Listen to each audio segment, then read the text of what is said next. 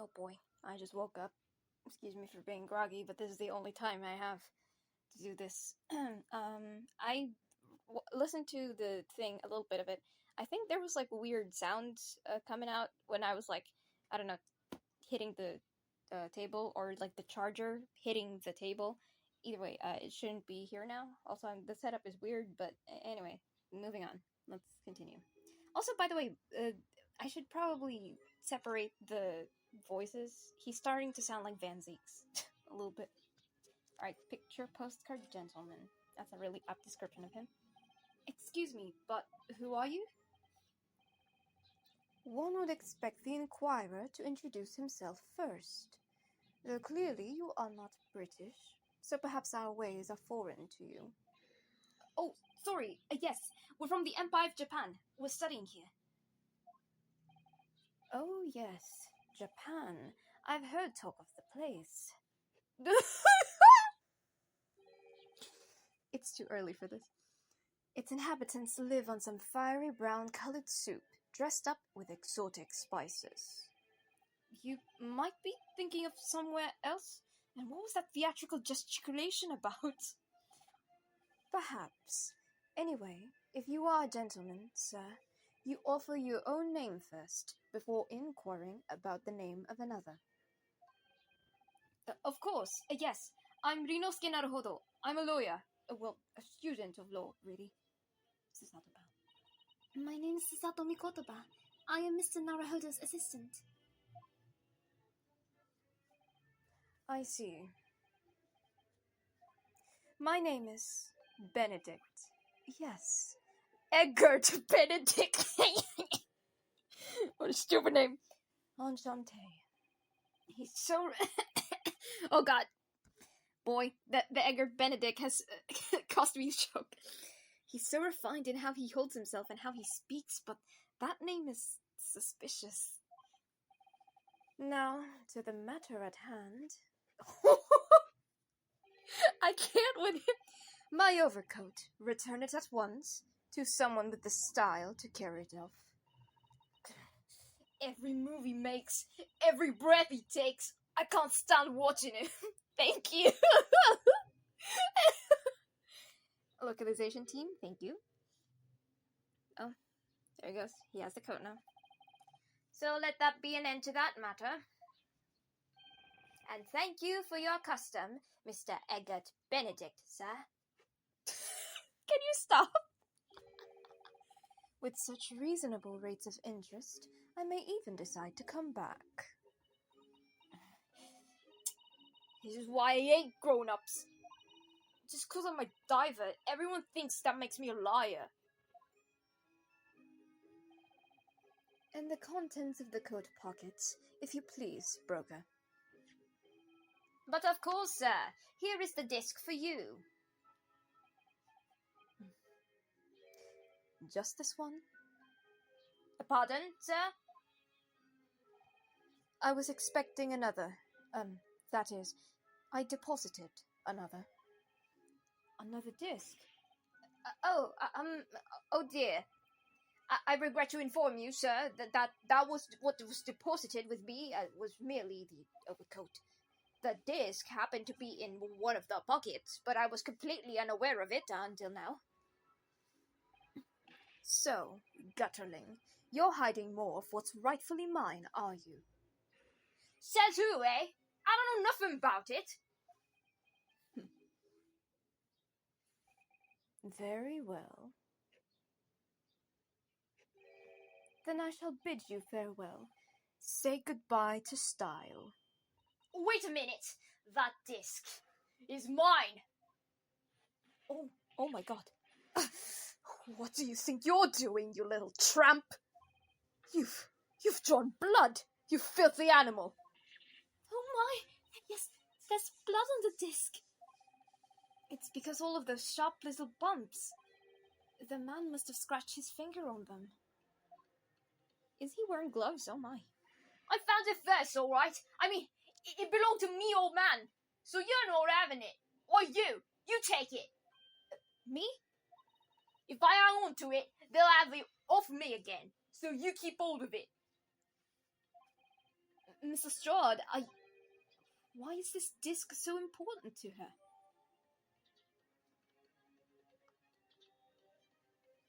Boy. You there, in the black livery? Hand that disc to me at once, please. No! Don't! He's lying! Grown-ups are all liars! What do I do now? How am I going to resolve this? Mr. Sholmes, could you help us? Man, please. Please, somebody. Sholmes, can you stop being... help us? Mr. Sholmes, what are you examining with such keen interest there? As you enjoy a bar of caramel, I see. Oh, he's depressed again. So, you found me at last, Mr. Naruhodo. Sorry? After that young pickpocket sent me on my way, I was forced to lurk in the shadows. Cruelly ostracized, as the rest of you partook in the jovial atmosphere of fellowship. I had nothing to occupy my mind, but was too ashamed to let society see what my downfall had done to me. So, feigning mock interest, I pretended to examine tedious trinkets in this desolate place, whilst, as you shrewdly observed, gnawing on the only friend I have left, the 7% solution of caramel. That's a really good reference. Pray, do you claim to understand the depths of my despair, Mr. Naruhodo? But how could you? I was so lonely, so desperately lonely. Then why on earth didn't you rejoin the conversation? Things have gone from bad to worse here, you know? Yes, I overheard as much of your conversation. Or rather, in my craving for human contact, my ears devoured every word that was uttered. You really were sad, weren't you? He was sulking. Oh, Mr. Sholmes, I feel simply awful for you. It would seem that my inferences are correct. Oh, surely you're not about to tell us that you've solved the entire case once again. My dear madam, sometimes I wonder, were my genius for deduction to be commoditized? How much could I pawn it for? It's priceless, Sholmes. It seems Mr. Sholmes has had another of his flashes of inspiration, but who knows if it will help us resolve the situation between Miss Lestrade and that mysterious gentleman. What's the right thing to do here? Leave it! No, we gotta listen to the deduction. Come on. He sulked long enough. Well, Miss Lestrade, it would appear you find yourself in something of a predicament.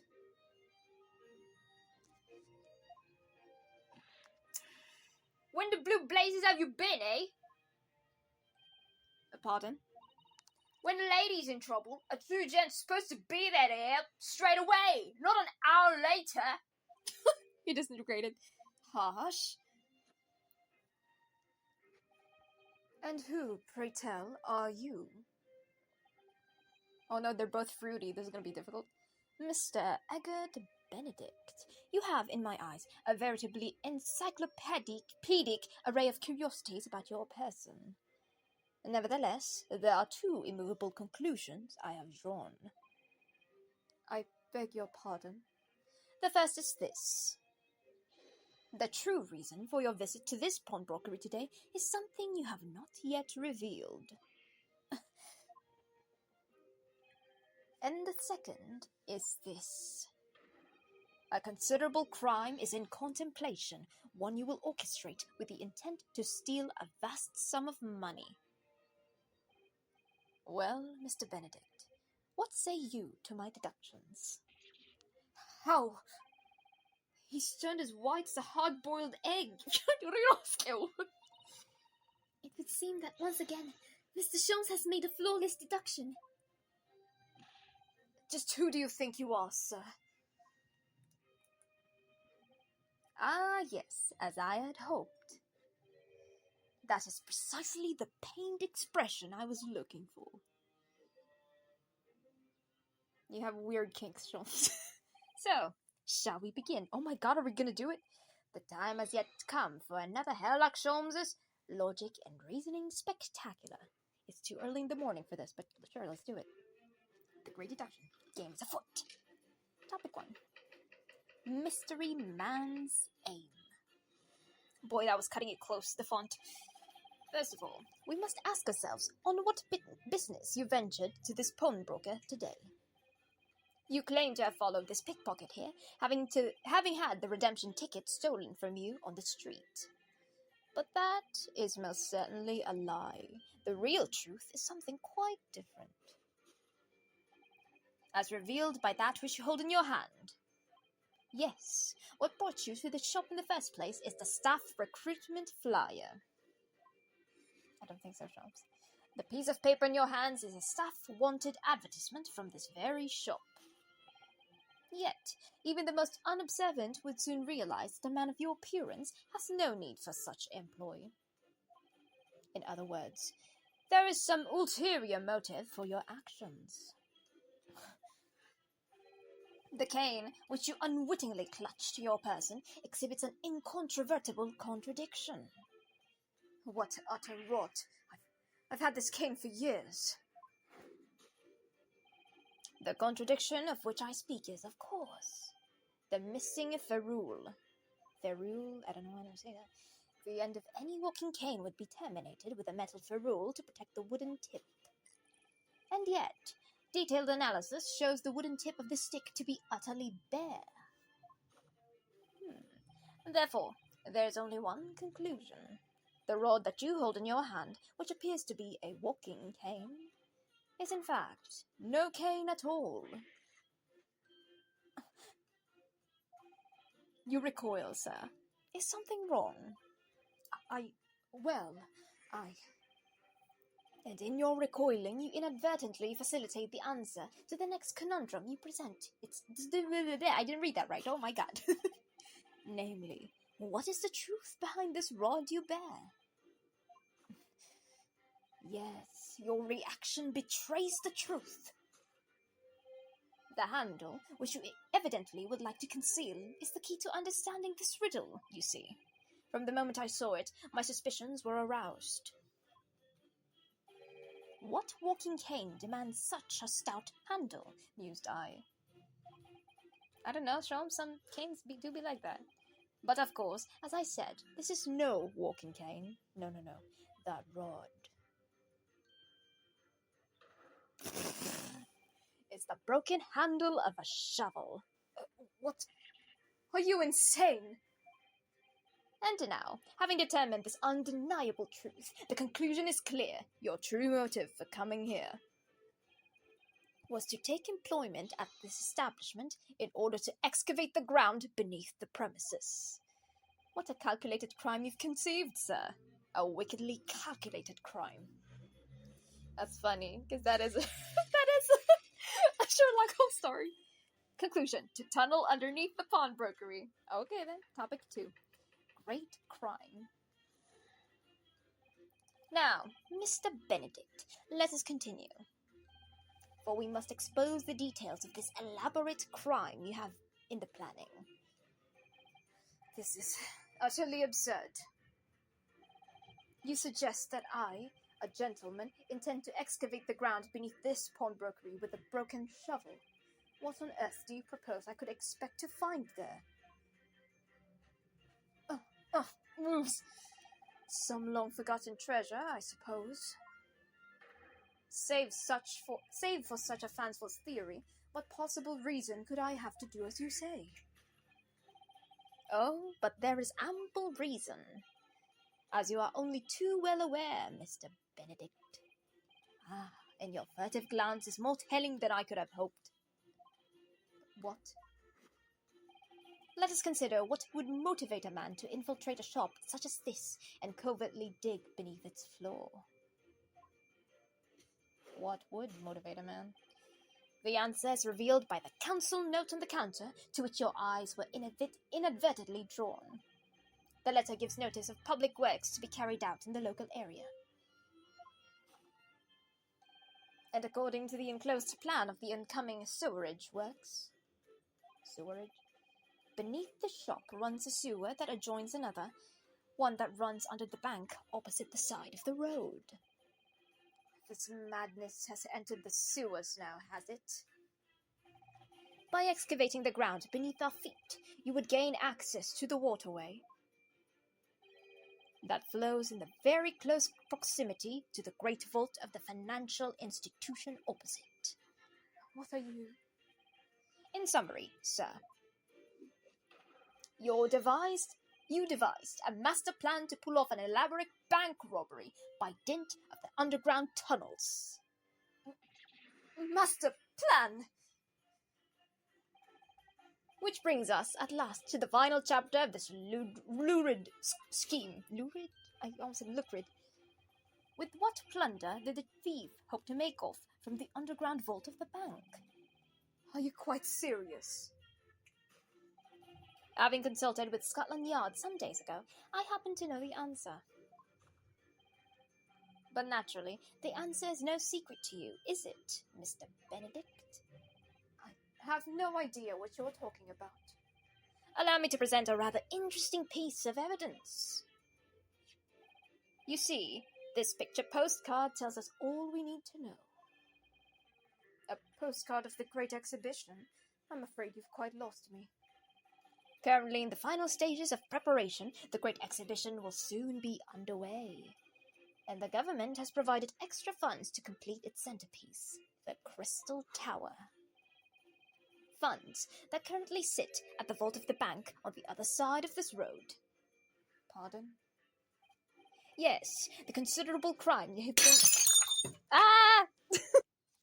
Excuse me, I have forgotten how little space I have, and in my Sholmes, in my Sholmesing, I accidentally broke something. It's fine. It's alright. Is the theft of that which sits in the vault of the bank, the special reserve funds for the Great Exhibition. Of course, that is top secret police information, so keep it under your hat, please. You've already told us, Sholmes. It's too late! Conclusion.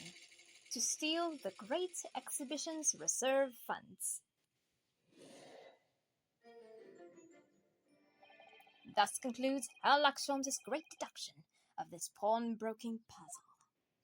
And this jar-breaking puzzle voice acting.